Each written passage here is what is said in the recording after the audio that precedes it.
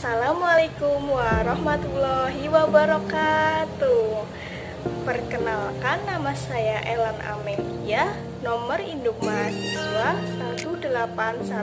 18174022228, kelas 5 PAIF, akan menampilkan sebuah video praktik pembelajaran dari salah satu mata pelajaran Akidah Akhlak Madrasah Tsanawiyah kelas 7 dengan tema meyakini Al-Quran kitab terakhir dan diturunkannya Al-Quran.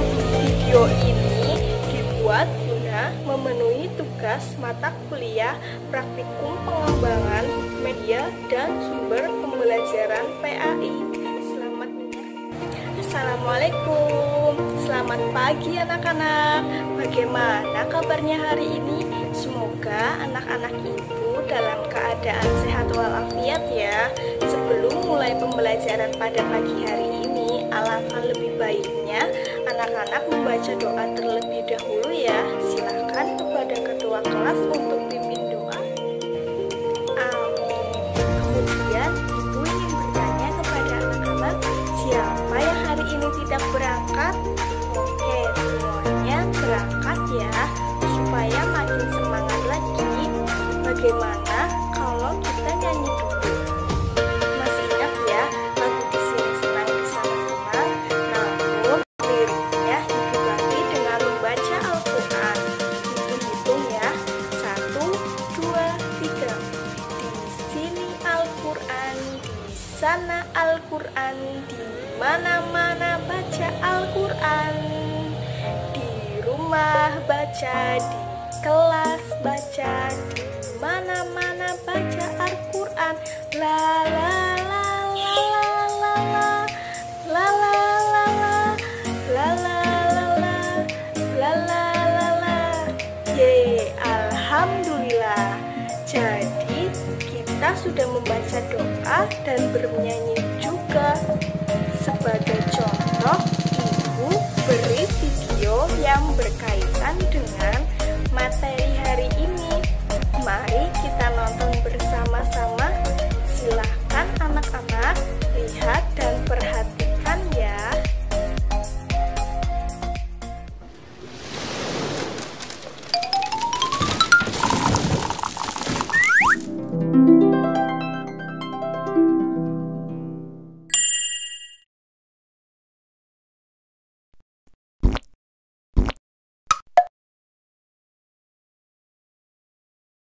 Al-Quran, kitab suci kita.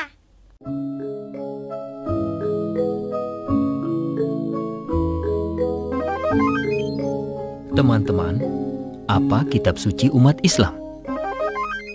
Ya, benar. Jawabannya adalah Al-Quran. Teman-teman, sudah lama belum mengenal Al-Quran? Oh, kalau begitu, kita mengenalnya yuk. Al-Quran adalah kitab suci umat Islam yang diwahyukan kepada Nabi Muhammad Sallallahu Alaihi Wasallam pada 17 Ramadan di Gua Hira. Surat yang pertama turun adalah Al-Alaq, atau yang lebih dikenal dengan sebutan Iqra, yang artinya Membaca. cucu nenek memang pintar sekali. Kalau Al-Quran turun pada tanggal 17 Ramadan, berarti bulan puasa dong, Nek. Assalamualaikum, Moko. Iya, Nek. Assalamualaikum. Benar kok, Al-Quran turun pada saat kita puasa. Dan turunnya Al-Quran diperingati sebagai Nuzulul Quran. Oh, begitu ya, Nek. Iya, jadi kalian harus bisa membaca Al-Quran. Kamu kok bisa baca Al-Quran belum? Kalau Diti sih sudah, sedikit-sedikit. Alhamdulillah, sudah juga. Bagus, anak soleh. Coba, sekarang kamu, Diti. Baik, Kek. Ayo. Minal jinnati wan nas. Duta. Qul huwallahu ahad, Allahus samad. Moko. Oh, Bismillahirrohmanirrohim. Sadaqallahul azim. Cukup sampai di sini dulu cucuku. Insya Allah besok kita lanjutkan kembali. Semoga kalian menjadi anak yang soleh. Aku bangga jadi anak Islam. Aku bangga Al-Quran kitab suciku. Aku bangga bisa membacanya. Aku yakin teman-teman juga begitu kan? Nah, bagaimana anak-anak setelah nonton videonya? Oke anak-anak, jadi kita masuk pada pembahasan yang pertama ya. Jadi Al-Quran itu berasal dari kata qoro'a yaqro'u Quran, yang artinya membaca bacaan atau bacaan yang sempurna. Wahyu Allah yang diturunkan kepada Nabi Muhammad SAW secara berangsur-angsur melalui apa? Melalui malaikat Jibril, dan yang membacanya itu dapat dinilai dengan pahala. Kitab suci yang berisi firman-firman Allah mulai dari surat Al-Fatihah hingga surat An-Nas yang keberadaannya hingga sampai saat ini terus ada secara generasi ke generasi, baik secara lisan maupun secara tulis. Nah, Al-Quran itu diturunkan dalam 3 tahapan ya anak-anak. Yang pertama, menurunkan Al-Quran itu ke Lauful Mahfudz. Kemudian dari Lauful Mahfudz itu ke Baitul Izzah atau disebut juga dengan langit kedua. Kemudian dari langit kedua itu diturunkan kepada Nabi Muhammad SAW bertahap selama 22 tahun, 2 bulan, dan 22 hari. Sebagian surah dalam Al-Quran itu diturunkan sebelum Nabi Muhammad SAW hijrah, yaitu pertama di kota Mekah. Makanya ada surat yang dinamakan dengan surat Makkiyah, dan sebagian itu ada surah yang diturunkan kepada Nabi Muhammad SAW sesudah hijrah, yaitu ke kota Madinah yang dinamakan dengan surat Madaniyah.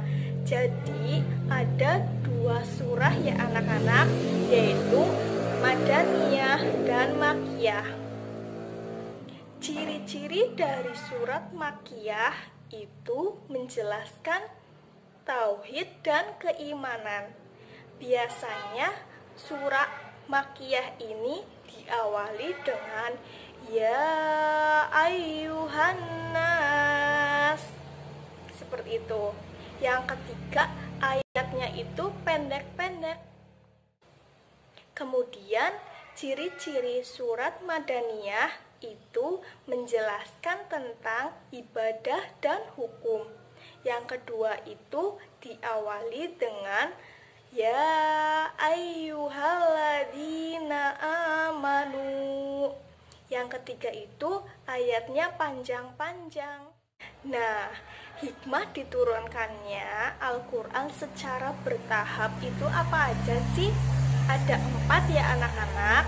Yang pertama, untuk menetapkan jiwa dan menguatkan hati Rasulullah SAW. Menetapkan jiwa dan menguatkan hatinya itu dalam menghadapi dakwanya. Yang kedua, untuk mendidik masyarakat dan menyesuaikan hukum Islam secara bertahap, yaitu secara bertahap yang tidak terpaksa, akan tetapi secara perlahan dengan lembut, seperti itu.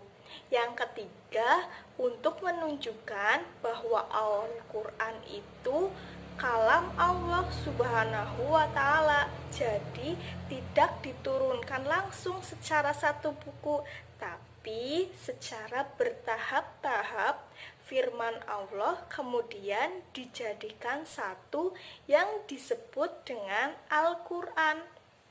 Terbukti Al-Quran itu adalah kalam ataupun firman Allah Subhanahu wa Ta'ala.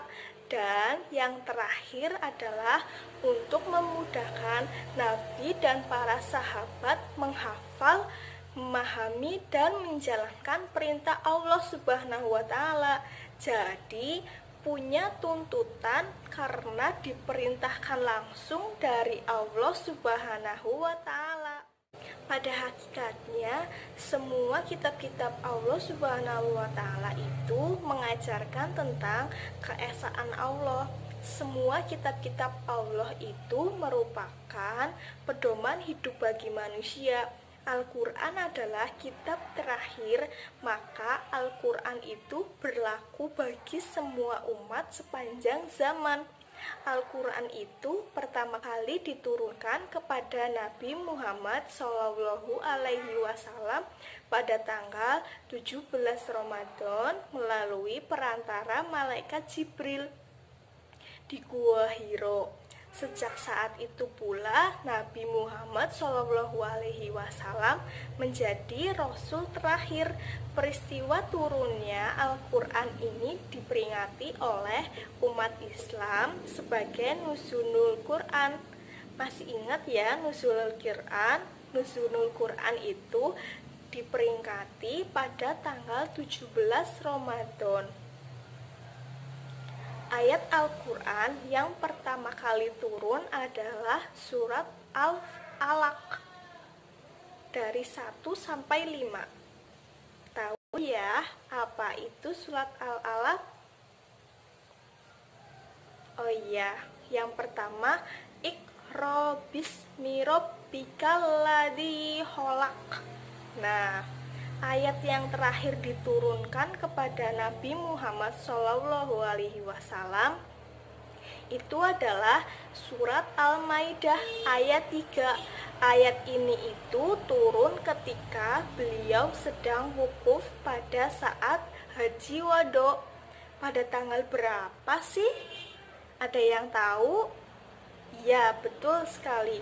Pada tanggal 9 Zulhijjah tahun 10 Hijriah.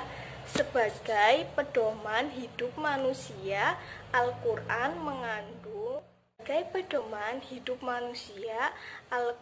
mengandung banyak sekali isi pokok ajaran yang dapat dipraktekkan dalam kehidupan sehari-hari. Yang pertama itu akidah. Akidah itu berisi apa sih anak-anak? Akidah itu berisi tentang keimanan, kepercayaan kita, keyakinan kita kepada Allah Subhanahu wa Ta'ala.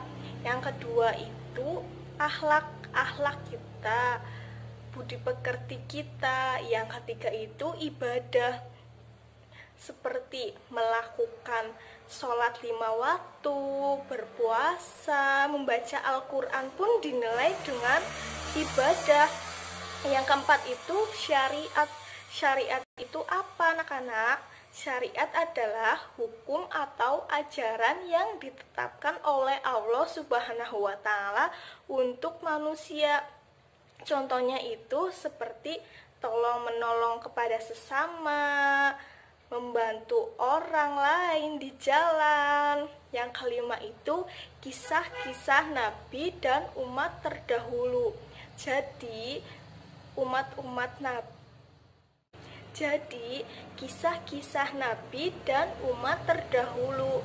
Jadi itu dinamakan dengan tarikh ataupun sejarah. Jadi kisah-kisah Nabi dan umat terdahulu pun ada di dalam Al-Quran.